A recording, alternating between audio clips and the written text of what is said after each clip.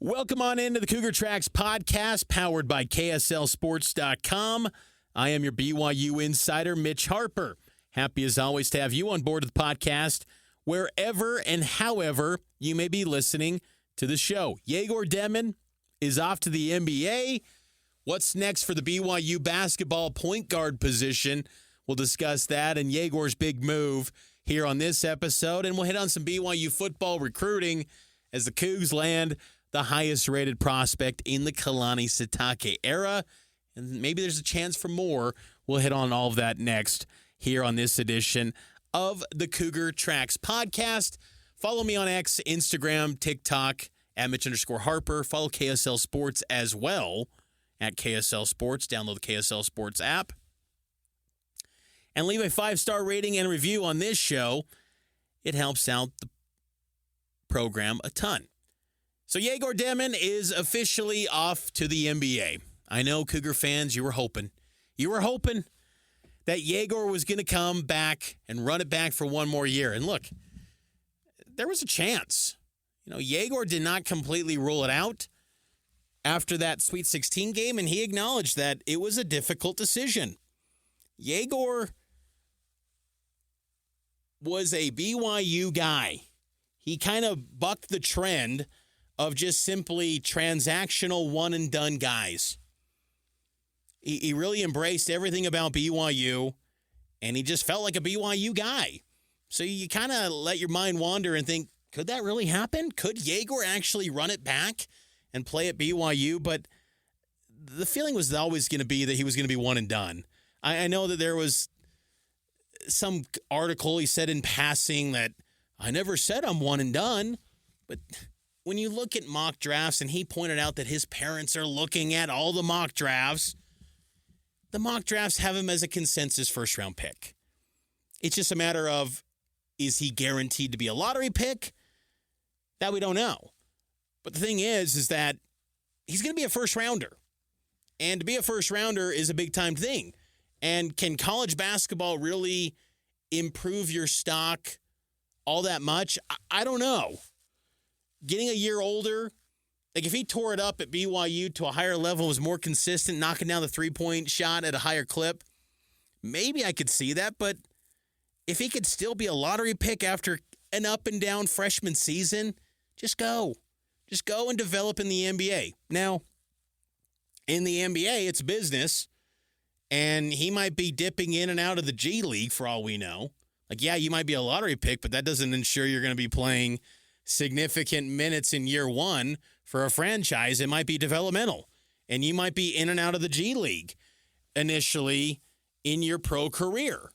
So what's more exciting, potentially a G League stint or, trying to take BYU to a Final Four? A lot had to be weighing on Egor because, again, he just felt like a BYU guy. But he ultimately made the right decision. I do believe that. I think for Egor, the way that college basketball is played and it's officiated, it just is not conducive to his style of play getting better and improving at the college level. I still believe that we'd see Egor shooting the three at a similar clip that he did this year. He improved in the NCAA tournament, but the way that Big 12 games are officiated, it's not conducive to him just suddenly overnight getting better from the three-point line at the college level. Now, what makes you pause, and I think what was really interesting about this decision is that Egor is going to go to the NBA where he's going to have a lot of snipers around him, guys that can just hit the three. No matter what franchise he's with, there's going to be a bunch of dudes that shoot 40% from three, as Kevin Young pointed out. And Egor is a guy that likes to get his teammates involved. I think that's an incredible skill with Egor, that he's not about getting his. He wants to get everyone else involved. And when you're around a bunch of shooters, suddenly Egor's going to look like a much better shooter than he was at BYU. I said this back in January after what was kind of a low point for Egor and BYU at large. When they lost to Utah at the Huntsman Center, I just said at that moment that Egor's going to be a better pro than he is a college guy. And again, at that time, Egor was struggling. BYU as a team was struggling. You just thought at that moment, like, do I need to start looking up the college basketball crown? Do I need to start looking up, BYU's alternative postseason options? It was not looking pretty.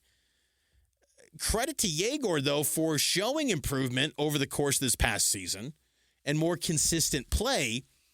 But still, I don't expect the physicality on a random night in December to match the jarring nature of what Houston showed Egor or Iowa State or some of these front backcourts in the Big 12 did against Egor. You're not going to see that on a random Thursday night in the NBA when it's Nets and Hornets. Again, just hypothetically speaking. So I think it was the right move for Egor. And if there was one guy, though, that was going to change the mold and run it back for another year, it was Egor. Because, too, to go to with my point about being around shooters, he would have been around NBA guys this next year, with Richie Saunders and, of course, A.J. DiBonsa. He would have been around legit NBA guys. Richie was not a legit NBA guy at the beginning of this past season. He's blossomed into that. But going into Egor's one and only season at BYU, that was not thought of Richie being an NBA stud. Maybe Kevin Young envisioned that, but that was not the foregone conclusion that Richie has become this NBA guy. So that to me would have been just so compelling, and the chase to get BYU to heights they've never before reached. Going to the first ever Final Four, taking them to those heights, doing it at a place that you really like to be at. That would have been so cool for Egor, but he made the right move again. And I will admit, though, when he came out and said he's got to have a public announcement, I even had myself second-guessing a little bit, thinking, will he actually run it back? Because all the thought was that he was going to be gone. I mean, that was just all the buzz. The intel was that he's going to be dipping. He's going to be leaving. And everyone understood that.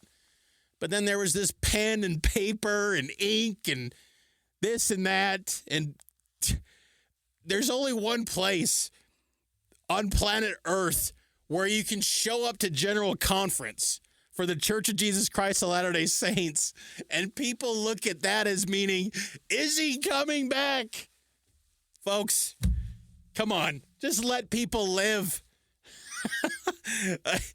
Egor was even getting questions about his faith. And, of course, it's just becoming the big story of Egor's move. He's just a kind-hearted dude, though. Egor is just one of those people. He is just kind. He has got a kind heart. He cares about people.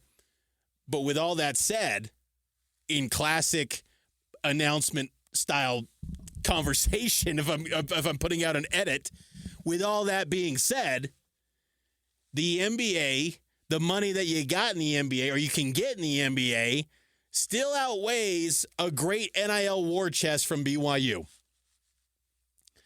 And money factors into conversations. It just does. Now, to me, I think being a BYU legend has a lot of value. And I think that Egor will always be remembered in high regard by BYU fans. I do. I do think that would be the case. But had he led BYU to a Final Four, that's legendary stuff. That's where you say throw up the retired jersey and put him in the rafters type stuff. I mean, honestly, whoever gets BYU to a Final Four, gosh, like those players, put them in the rafters, man, because that will be the stuff of legends. And that's what BYU's chasing, is Final Fours, trying to go win a title. Do what Florida just did on Monday night. Gosh, my heart aches for Houston, by the way. Just gut-wrenching stuff. But Egor is off to the league. Wish him not but the best. It was interesting being at his press conference. He was flanked by Kevin Young and Travis Hansen, and he was just giving his statement, and he was asked a few questions from a reporter that I assume was overseas. I had never seen the gentleman. He was asking questions in Russian, and wish we could have got a little bit more time with Egor to really kind of dive in deep to some of the thought process, but apparently didn't have the time, and away he goes. He's now off to the league, and it begs the question of what's next for BYU at point guard, because Egor's gone, Dallin Hall's in the portal, Elijah Crawford's in the portal. So what's next? And I think, too, what we should always remember, the way that Kevin Young is building out teams, he's not looking to do stuff in a manner that is just conventional BYU thinking. Like, oh, go get this guy. Okay, that's fine. That can be an option. You're not ruling it out.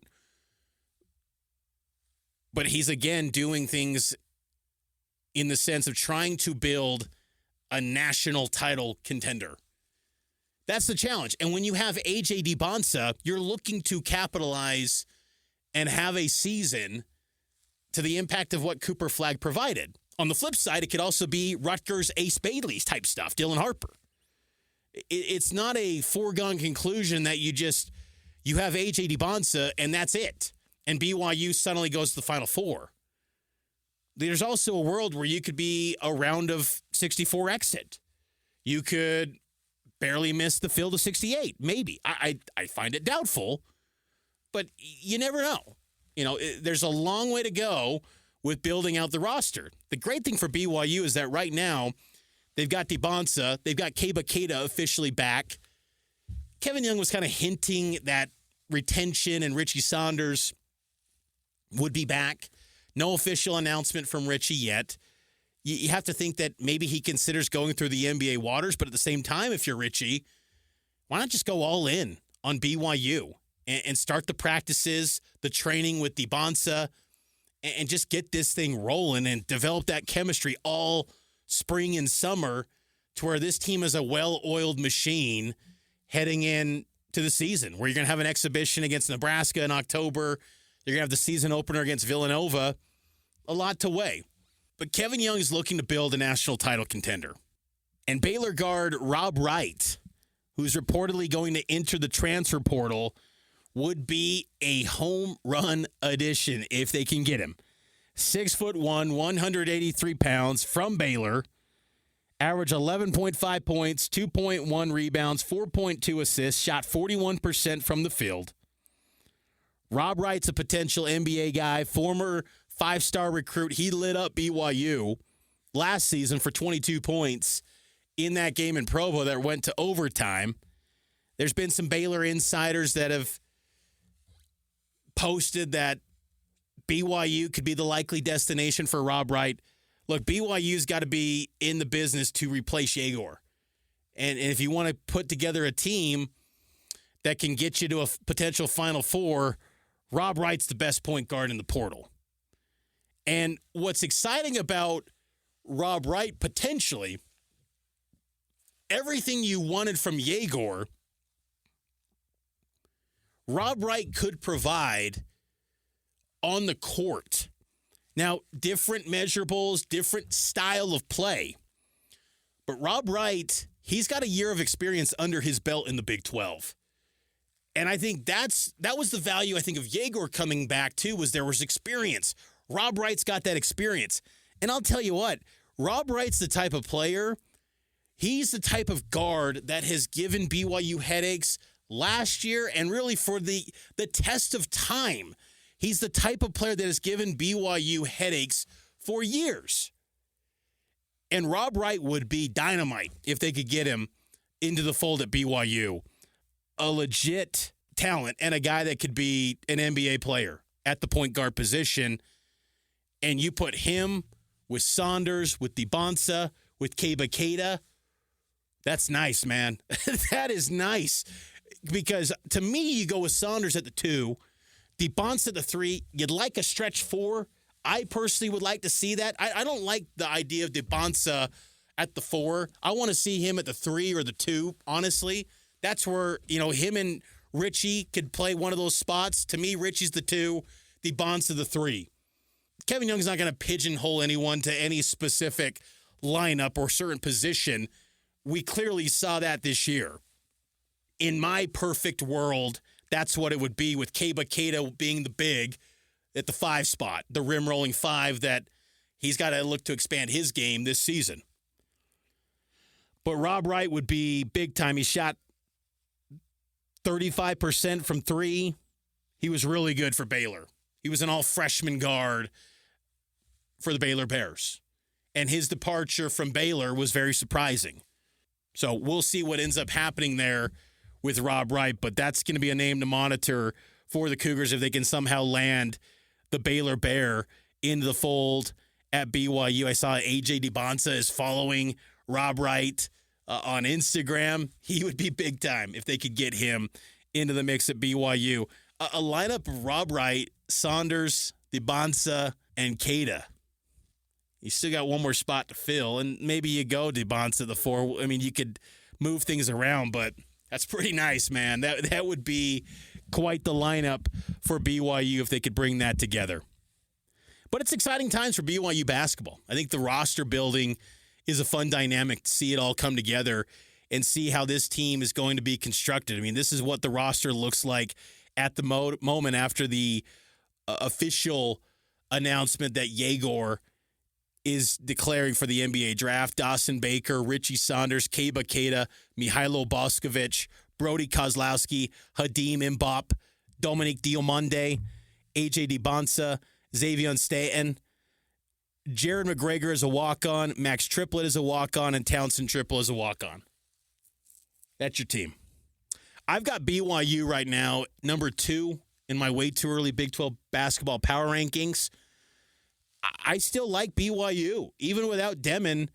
Like, you got to figure out that point guard spot, and getting Rob Wright would comfortably put BYU, to me, in that number 2 spot in the Big 12 way too early power rankings. But I like this team. I like the makeup. You got the blend of retention.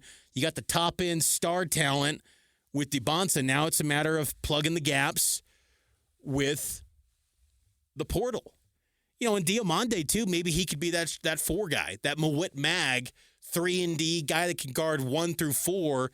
Maybe he could be that for BYU in that starting 5 potentially. We'll see how it shakes out. So, again, it's exciting times for BYU basketball to see all the movement. We'll be keeping track of all of it over on KSLSports.com. BYU football news. The Cougars picked up a massive get on the recruiting trail, a high school recruit in Brock Harris, 2026 recruit, officially announced that he is a BYU Cougar. Was once a 5-star composite recruit. He's now dropped to a 4-star. But, Brock Harris, big-time prospect. He's a guy that BYU's been recruiting for darn near 5 years. He's been at summer camps at BYU for a long time. Got an official offer from BYU about 2.5 years ago when Steve Clark was the head coach.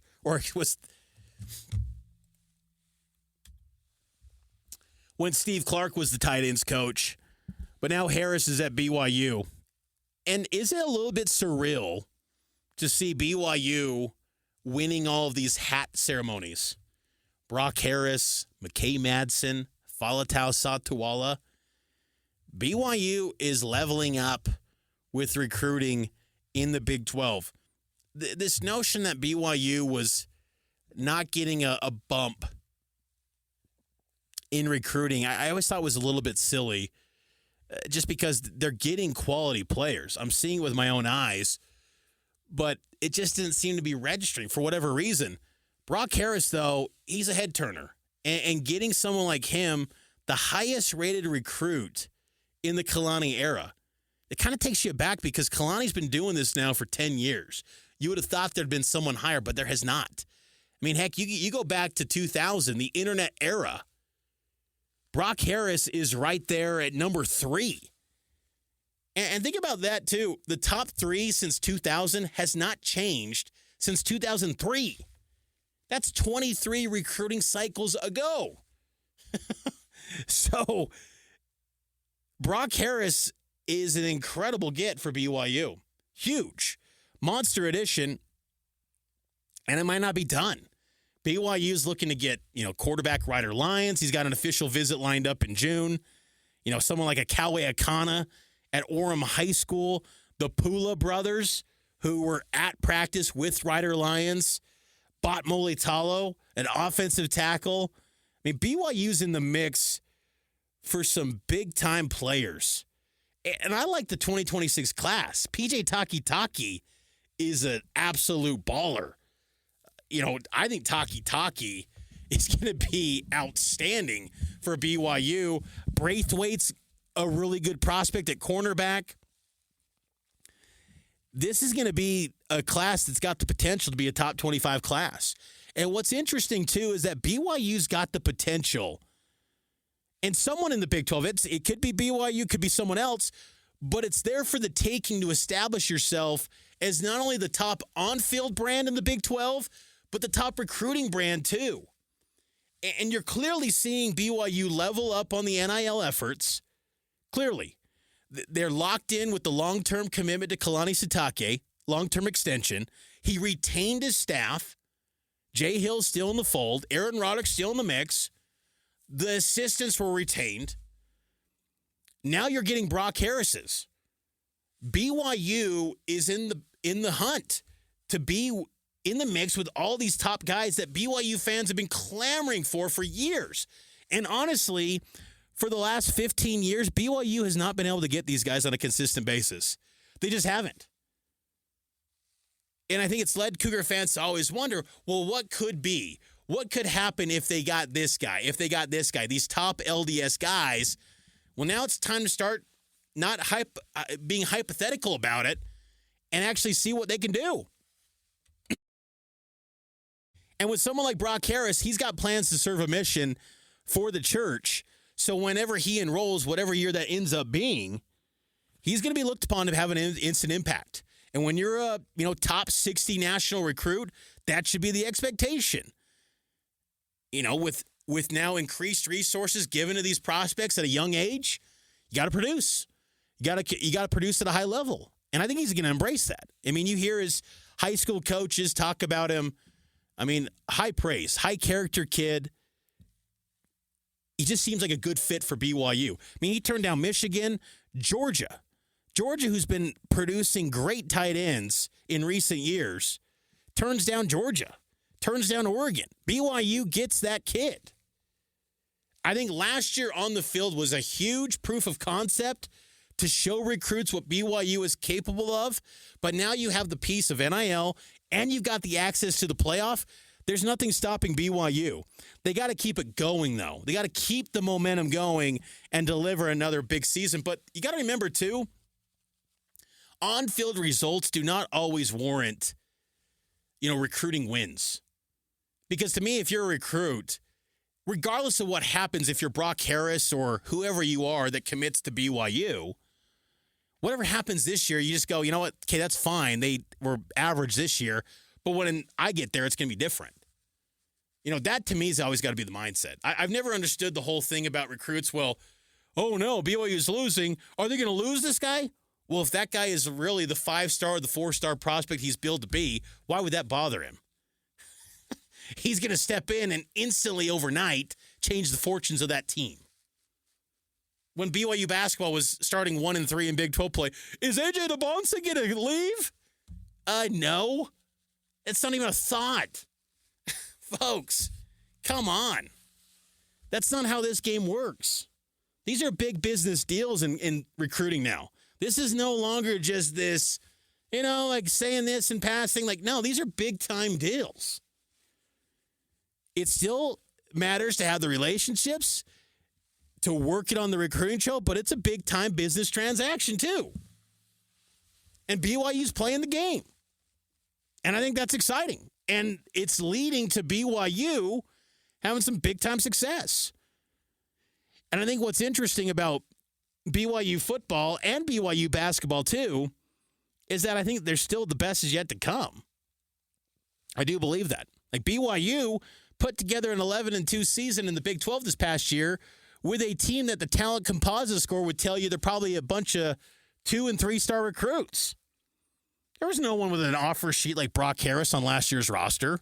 Not one guy. Not one. So BYU's got to level up. And I think that's what's exciting about being in a conference for BYU and being in the Big 12 is that go all in, man. Lean all in and go chase this thing and establish yourself potentially as one of the top brands in the Big 12 conference and getting big recruiting wins. Because as we see with things like the FPI, how they factor in recruiting rankings so heavily, that helps shape the narrative of programs. Sometimes these recruiting wins, what happens in April, in May, in June, the recruiting wins, people can just discredit and say, oh, call me when it's September. No, these wins, they really help shape a narrative for then December when it's playoff selection time. How often are we beat to death about the SEC and recruiting? Oh, they're recruiting ranks. They get off the bus and it's like, well, they're just a better team. They're just a better team. 2-touchdown favorite. It's shocking that the Big 12 and ACC can even exist. They're in a world where they can't even compete. Well, Brock Harris is a guy that nearly every SEC team would have loved. Nearly every Big Ten team would have loved. BYU got him. You keep stacking up these type of recruiting wins?